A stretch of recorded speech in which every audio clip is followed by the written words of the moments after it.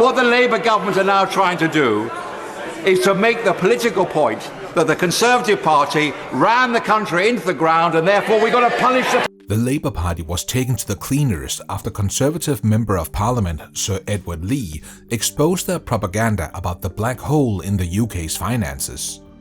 During a House of Commons debate, Sir Edward Leigh rammed Dame Meg Hillier's accusations about the financial crisis that the Labour government faces because of the so-called £22 billion black hole in the budget.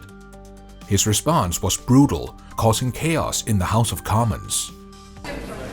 We have to make tough choices in government in year, because one of the challenges is that the hole in the public finances is not just about the whole today, but that in previous budgets, decisions were made to defer spending to later. Chancellor of the Exchequer, Rachel Reeves, claims that the previous government left behind a massive £22 billion hole in their budget spending, which was hidden and waived from the new government's records. Let that amount sink in for a moment. A massive £22 billion. The question is, how on earth was that kind of amount swept under the rug? While Rachel Reeves pointed fingers at the opposite side, she forgot to answer this question. Once you account for the slippage in budgets you usually see over a year, and the reserve of £9 billion designed to respond to genuinely unexpected events, it means, Mr. Speaker, that we have inherited a projected overspend of £22 billion. If left unaddressed, it would mean a 25% increase in the budget deficit this year. In the brutal aftermath of Rachel Reeves' shocking revelation about the massive hole in the National Treasury, it's the British people, particularly those most vulnerable, who have found themselves paying the price.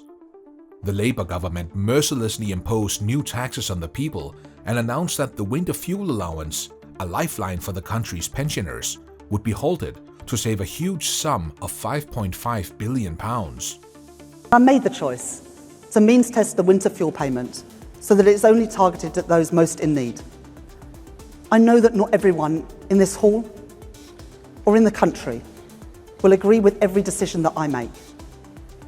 But I will not duck those decisions. Not for...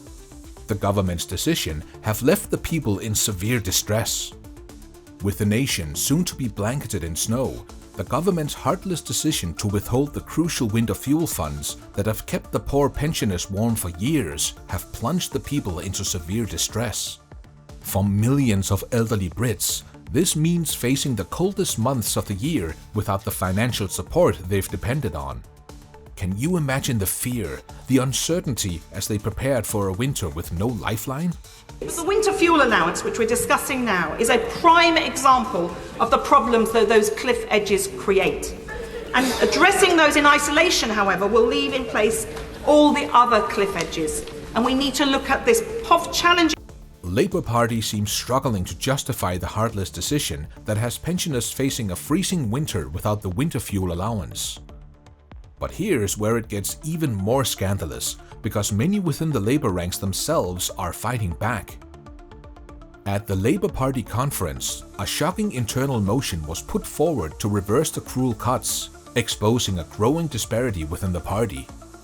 Friends, people simply do not understand. I do not understand how our new Labour government can cut the winter fuel allowance for pensioners and leave the super rich untouched.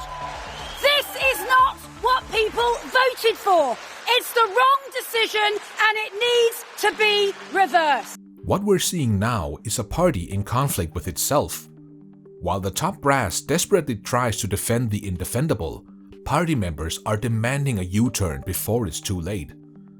Meg Hillier's attempt to defend the Labour Party's disastrous policies were nothing short of bogus in the eyes of Conservative Member of Parliament Sir Edward Leigh. And he didn't hold back, as he responded savagely, annihilating the Labour Party's false claims. In the round.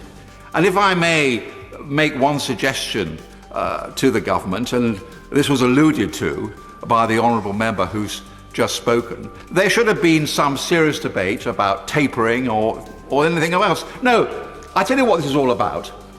The Labour government is desperately grasping at straws, struggling to defend their shocking double standards. In a move that has left the British public outraged, they've blocked pensioners from receiving a measly £300 winter allowance, while, on the other hand, they've generously handed junior doctors a whopping 22% pay raise. The government has confirmed this afternoon, just a few minutes ago, that it has offered the junior doctors an average uplift of 22.3%. So that means that the junior doctors who were on strike for the past 20 months, they were holding out for a pay restoration of somewhere in the region of about 35%. On one hand, the Labour kept rambling about their winter fuel allowance cuts, which were being robbed by poor pensioners. On the other hand, they gave a significant raise in the salaries of junior doctors, which speaks well for their bankruptcy claims. From beating, the new Labour government decided they had to make their case that the public finances were in a dire state. There was this 22 billion black hole. We spend £1,200 billion every year. This 22 billion so-called black hole is a mere accounting device. Looking at the UK budget for the Labour government's first year, we see that the Starmer regime has dissected the budget, committing £22 billion for carbon capture projects. Yes, that's right. Billions are being funneled into such initiatives, all while the British public is reeling from crippling taxes and skyrocketing inflation. The venue, a giant factory where they make glass bottles. The investment, billions, almost 22 billion. Funding what they say will be a new era, fueling growth while cutting carbon emissions. But yes, public investment. We believe in borrowing to invest. It's absolutely the right thing to do for Britain. And I will be with the Chancellor and the Prime Minister talking about this today, because... Is this really the best use of taxpayer money? While these lofty green dreams might sound good on paper, many are asking, who's going to pay? Well, obviously it's going to be the British public that is already struggling to keep the lights on and heat their homes. Whole debate. What the Labour government are now trying to do is to make the political point that the Conservative Party ran the country into the ground and therefore we've got to punish the pensioners. It's absolute and complete rubbish. Sir Edward Leigh is among most people who are extremely unhappy with the government's idiotic approaches. The Labour government has adopted a habit of doing whatever it pleases. When criticised, the Labour officials simply shift all the blame on the previous Conservative government for the reasons behind its illogical blunders. This fuels the fire more, as evident from Sir Edward Leigh's crude response.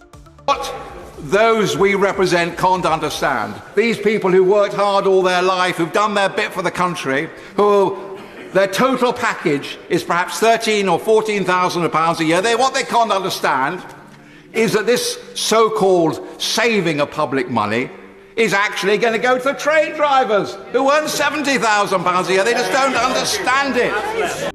The Conservatives are raising their voices louder than ever, standing up for the working-class Brits who are being robbed of the meager support they receive from the government. And where's that money going? Straight into the pockets of union-backed train drivers, primed for another massive pay raise the moment they stage their next strike. So for God's sake, let's have a serious debate. Let's try and unite on this issue, and let's not keep taking away benefits from people just above the pension credit limit. Now, Sir Edward Leigh's stance on this issue is a breath of fresh air, because the British public deserves the promises made to them by the Labour Party before forming the government.